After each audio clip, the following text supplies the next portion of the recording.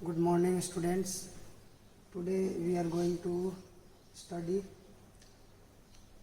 Science. Class 10th का science हम लोग पढ़ने जा रहे हैं। इसमें फर्स्ट चैप्टर स्टार्ट कर रहे हैं, chemical reaction and chemical equation. तो फर्स्ट चैप्टर है chemical reaction and chemical equation. तो पहले हम लोग ये समझते हैं कि केमिकल रिएक्शन क्या होता है और केमिकल इक्वेशन क्या होता है। केमिकल रिएक्शन जो होता है एक प्रोसेस का नाम है जिसमें दो या दो से ज़्यादा सब्सटेंस कंबाइन करते हैं और एक न्यू सब्सटेंस फॉर्म करते हैं, उसको केमिकल रिएक्शन बोलते हैं। या सिंपली बोल सकते हैं कि केमिकल रिएक्शन में केमिकल चेंज होता है। जैसे डेली लाइफ एग्जांपल में हम लोग देख सकते हैं, जैसे formation of curd from milk, दूध से दही जब बनता है तो वो भी वहाँ भी केमिकल रिएक्शन होता है। जैसे रस्टिंग ऑफ आयरन, आयरन में जंग का लगना, ये भी क्या है, केमिकल रिएक्शन का एग्जांपल है। जैसे कंबशन ऑफ एनी फ्यूल, किसी भी फ्यूल का कंबशन हो, बर्निंग, कंबशन मतलब बर्निंग, कोई भी फ्यूल को अगर हम जलाते हैं, बर्न करते हैं सिंपली, तो वो एक्चुअल में क्या होता है, वहाँ पर केमिकल रिएक्शन होता है, वहाँ पर केमिकल चेंज होता है। वो फ्यूल ऑक्सीजन के साथ कंबाइन करता है और कंबशन रिएक्शन हो जाता है और वहाँ पर उसको भी हम लोग केमिकल रिएक्शन बोलते हैं। और भी डेली लाइफ बहुत सारे एग्जांपल हैं, जैसे फर्मेंटेशन ऑफ फ्रूट या वेजिटेबल्स, कोई भी वेजिटेबल मार्केट से हम लोग खरीद के लाते हैं या फिर वेजिटेबल या फ्रूट्स, तो वो घर में रख देते हैं, तो कुछ समय के बाद वो अपने आप क्या होता है, ख़राब होने लगता है। तो एक्चुअल में वहाँ क्या होता है, एक्चुअल में वहाँ भी केमिकल रिएक्शन ही होता है।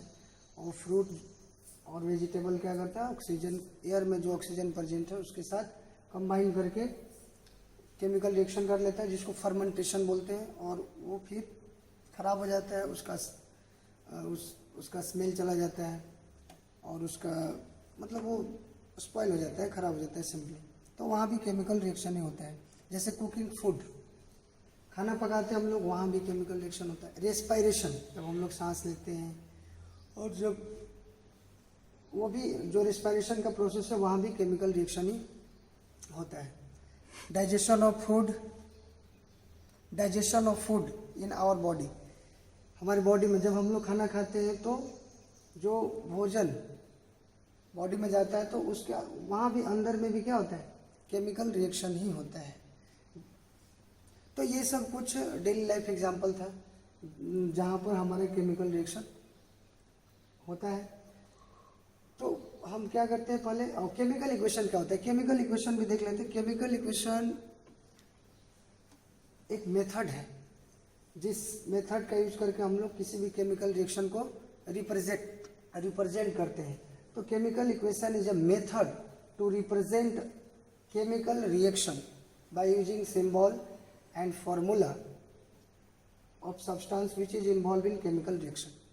तो केमिकल इक्वेशन एक मेथड का नाम है, जिस मेथड का यूज करके हम लोग केमिकल रिएक्शन को रिप्रेजेंट करते हैं। तो पहले हम लोग केमिकल रिएक्शन का डिफिनीशन लिख लेते हैं, उसके बाद आगे फिर देखते हैं। तो पहले लिखते हैं केमिकल, एग्जाम्पल की अगर बात करें, एग्जाम्पल से पहले इसका डिफिनीशन लिखते हैं। केमिकल, पहले जैसे हम लोग केमिकल रिएक्शन का डिफिनीशन देखते हैं।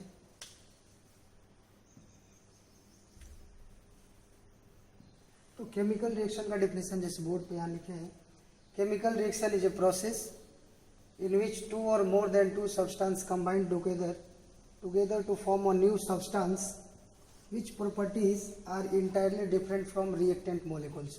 तो जो स्टार्टिंग में कंबाइंड हुआ है सब्सटेंस, उसके प्रॉपर्टीज से बिल्कुल ही डिफरेंट प्रॉपर्टीज होगा, किसका, जो न्यू सब्सटेंस इसमें फॉर्म होगा केमिकल रिएक्शन के दौरान। ठीक है, तो इसका एक एग्जांपल लेते हैं।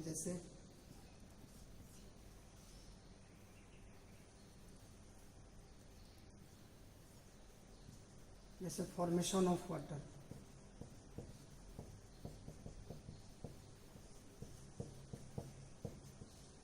फॉर्मेशन ऑफ वाटर का, ये हमारा वाटर का पर्टिकुलर फार्मूला है। तो फॉर्मेशन ऑफ वाटर का अगर हमको केमिकल इक्वेशन लिखना होगा तो कैसे लिखेंगे, H2 प्लस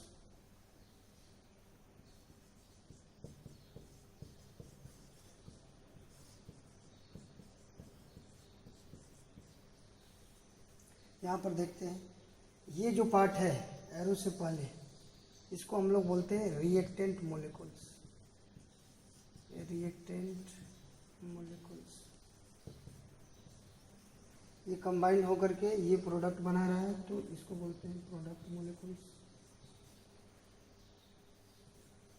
सिंपली प्रोडक्ट बोल सकते हैं। तो यहाँ पर हम देख सकते हैं जैसा कि डिफिनेशन में लिखा हुआ केमिकल रिएक्शन जब होता है तो उस दौरान दो या दो से ज़्यादा, 2 और more than 2 substance combine together to form a new substance. तो यहाँ पर हम देख सकते हैं कि यहाँ पर हाइड्रोजन और ऑक्सीजन दोनों कंबाइन होकर के एक न्यू सब्सटेंस बना रहा है वाटर। देखो वाटर लिक्विड है, ये गैस है और ये गैस है। जो सब्सटेंस बन रहा है न्यू सब्सटेंस, इसका प्रॉपर्टी इंटायरली, इसका प्रॉपर्टी जो है वो बिल्कुल ये दोनों के प्रॉपर्टी से क्या होगा, डिफरेंट होगा, क्योंकि वाटर एक लिक्विड है और लिक्विड का अपना अलग प्रॉपर्टी होता है। जैसे हम लोग पढ़ चुके हैं 9th क्लास में, लिक्विड का अपना अलग प्रॉपर्टी होता है। और ये जो कंबाइंड सब्सटेंस है जिसको रिएक्टेंट मॉलिक्यूल्स बोलते हैं, ये दोनों गैसियस स्टेट में है तो इनका अपना अलग प्रॉपर्टी होगा। तो केमिकल रिएक्शन के दौरान जो सब्सटेंस फॉर्म होता है उसका प्रॉपर्टीज इंटायरली बिल्कुल ही डिफरेंट होता है जिन सब्सटेंस से मिलकर के वो फॉर्म होता है। तो ये था हमारा, और भी एग्जाम्पल बहुत सारे हैं।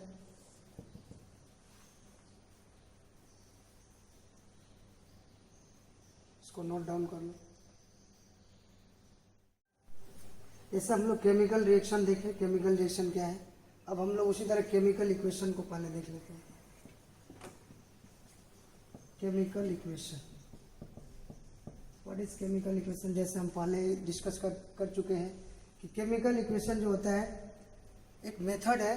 Chemical equation is a method, chemical equation एक मेथड है जिससे हम केमिकल रिएक्शन को क्या करते हैं, रिप्रेजेंट करते हैं। तो इसके बारे में लिखते हैं।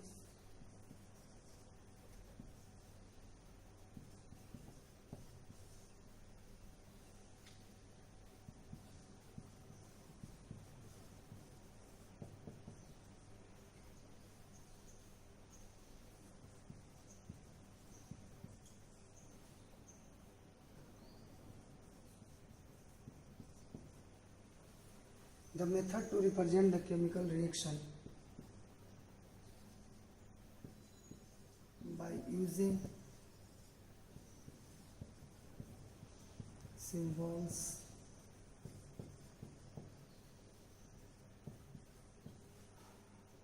formulae of substance,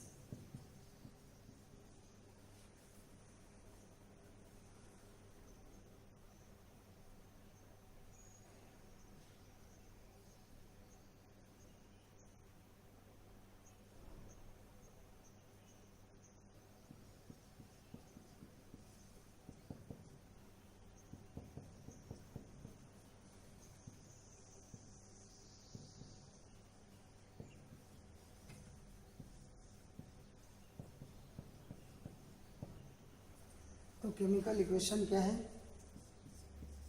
chemical equation method है जिससे हम लोग केमिकल रिएक्शन को क्या करते हैं, रिप्रेजेंट करते हैं। और उसमें हम लोग सिंबल्स, फॉर्मूला, सब्सटेंस का यूज करते हैं जो कि केमिकल रिएक्शन के दौरान इन्वॉल्व होता है। इसको केमिकल इक्वेशन बोलते हैं। केमिकल इक्वेशन को रिप्रेजेंट करने का दो तरीका है, 2 ways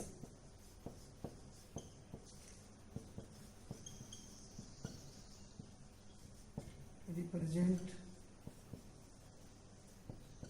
the chemical equation.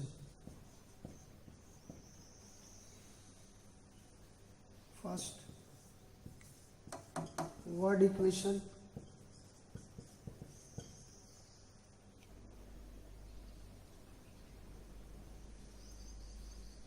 तो केमिकल इक्वेशन को दो तरीके से, 2 ways, दो तरीके से हम रिप्रेजेंट कर सकते हैं। एक in terms of word equation, word के फॉर्म में लिख करके, जैसे एग्जांपल जैसे कि एग्जांपल लेते हैं कि zinc react with dilute sulphuric acid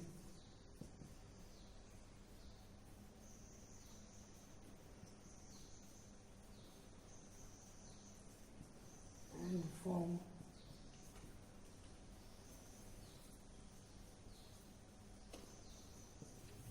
zinc sulfate and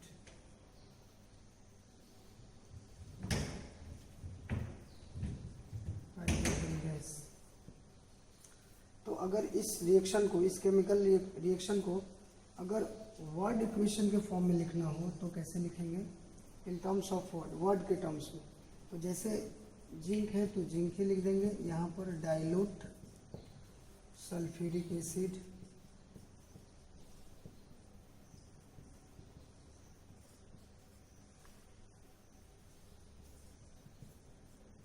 zinc sulphate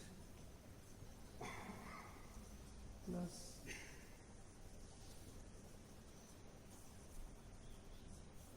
hydrogen gas. तो अगर केमिकल इक्वेशन को वर्ड के फॉर्म में अगर लिखा जाए, जैसे लिखा हुआ है zinc plus dilute sulphuric acid, क्या फॉर्म कर रहा है? जिंक सल्फेट और हाइड्रोजन गैस। तो ये वर्ड के फॉर्म में लिखे हैं, इसीलिए इसको वर्ड इक्वेशन बोलते हैं। अगर इसी में अगर सिंबल और फार्मूला यूज कर दें तो उसको बोलेंगे in terms of symbol and formula equation, उसको केमिकल इक्वेशन उसको ही बोलते हैं। अब ये जो एरो है इसके पहले जो लिखा होता है उसको हम लोग रिएक्टेंट मॉलिक्यूल्स बोलते हैं।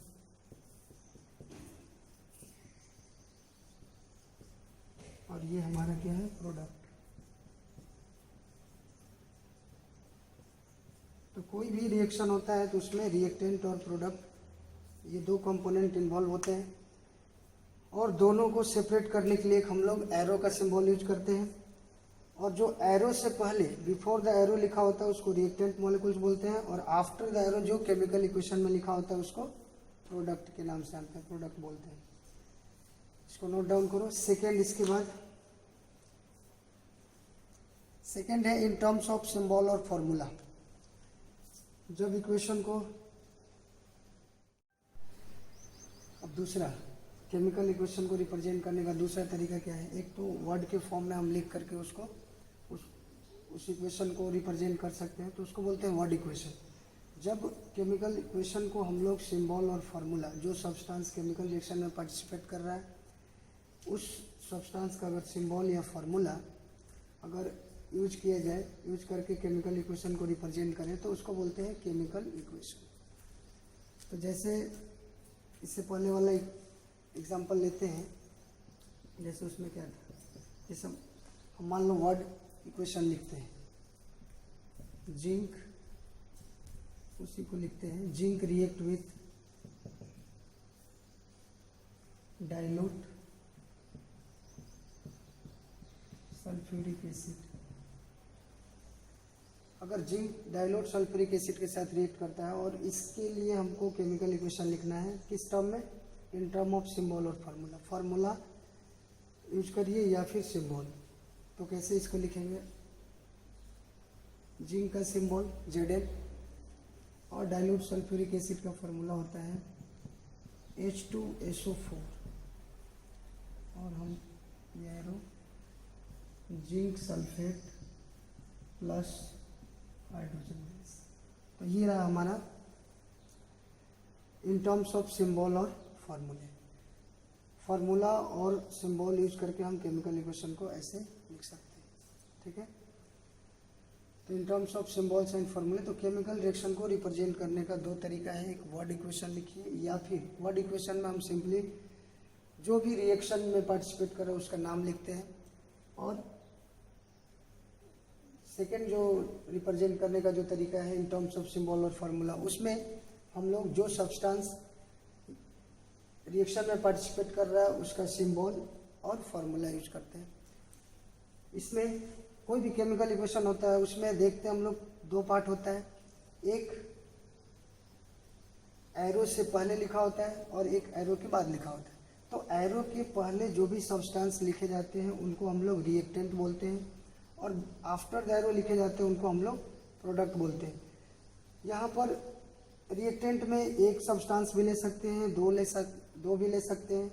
तो जब एक से ज़्यादा सब्सटेंस रिएक्टेंट के रूप में अगर लेंगे, रिएक्टेंट मॉलिक्यूल्स अगर एक से ज़्यादा होगा तो यहाँ पर बीच में प्लस साइन यूज किया जाता है। और उसी तरह अगर प्रोडक्ट में एक से ज़्यादा, मोर देन वन प्रोडक्ट अगर फॉर्म हो रहा हो तो यहाँ पर प्रोडक्ट में दिखाने के लिए वो दो के बीच में हम लोग प्लस साइन यूज करते हैं। और रिएक्टेंट और प्रोडक्ट को सेपरेट करने के लिए हमेशा रिएक्टेंट मॉलिक्यूल्स और प्रोडक्ट मॉलिक्यूल्स को सेपरेट करने के लिए हमेशा एरो का सिंबल ही यूज करेंगे। यहाँ पर अगर कोई स्टूडेंट अगर इक्वल का साइन यूज कर देता है या फिर सिंपल ऐसे कोई अगर सिंबल यूज कर रहा है तो वो रॉन्ग हो जाएगा। एरो की जगह पर इक्वल का साइन या फिर सिंपल इस तरह से कोई अगर लाइन लिख करके रिएक्टेंट इस साइड और इस साइड प्रोडक्ट लिखता है तो भी रॉन्ग हो जाएगा। केमिकल इक्वेशन को जब लिखते हैं तो रिएक्टेंट और प्रोडक्ट मॉलिक्यूल्स के बीच में एरो का ही सिंबल यूज किया जाता है, इक्वल या फिर सिंपल ऐसे नहीं लिख सकते। तो और भी एग्जांपल है, जैसे एक और एग्जांपल लेते हैं, iron react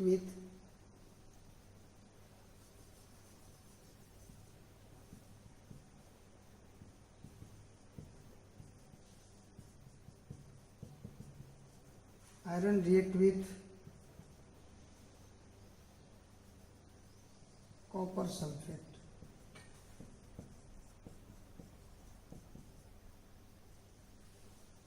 iron react with copper sulphate. तो आयरन जब कॉपर सल्फेट से रिएक्ट करेगा तो क्या बनेगा, ये लिख देते हैं। Iron react with copper sulphate to form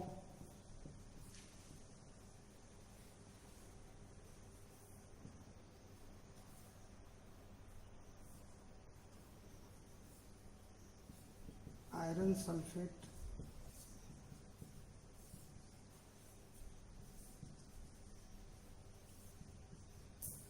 and copper metal. तो ये इक्वेशन, इस रिएक्शन के लिए हमें केमिकल इक्वेशन लिखना है सिंबल और फार्मूला यूज करके। तो कैसे लिखेंगे देखते हैं। आयरन का सिंबल क्या होता है, Fe, सबको पता है। और कॉपर सल्फेट का फार्मूला क्या होता है, CuSO4। ये आयरन जो होता है वो सॉलिड स्टेट में होता है, ये सॉल्यूशन होता है एक्वस फेज में। यहाँ भी हम लिख सकते हैं सॉलिड, ये एक्वस और ये गैस, ये स्टेट है इसका। एरो का सिंबल दिया मतलब ये गैस है, जब रिएक्शन होता है तो उस दौरान ये गैस इवॉल्व हो जाता है, इसलिए एरो का सिंबल दिया जाता है। ये भी एक्वस फेज। तो यहाँ पर जब ये रिएक्शन करेगा तो क्या होगा, आयरन सल्फेट बनेगा और कॉपर मेटल FeSO4 और कॉपर मेटल है तो सॉलिड। तो इस तरह से हम कोई भी केमिकल रिएक्शन दिया हो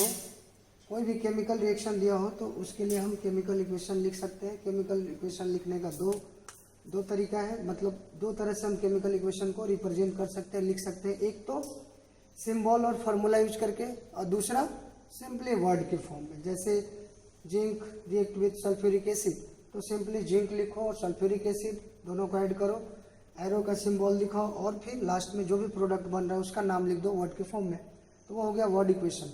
लेकिन वो ज़्यादा यूज नहीं किया जाता है। जनरली जो होता है वो केमिस्ट्री के अंदर ये वाला जो फॉर्म है केमिकल इक्वेशन को लिखने का, यही यूज किया जाता है जनरली। तो केमिकल इक्वेशन को जब भी लिखना है तो हमें मोस्ट ऑफ द टाइम क्या यूज करना है, जो भी सब्सटेंस केमिकल रिएक्शन में पार्टिसिपेट कर रहे हैं उनका सिंबल या फॉर्मूला ही यूज होगा। जनरली ये ज़्यादा यूज किया जाता है।